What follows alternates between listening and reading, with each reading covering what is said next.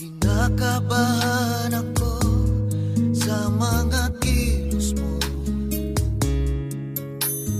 Parang unti-unti ako'y iniiwan mo.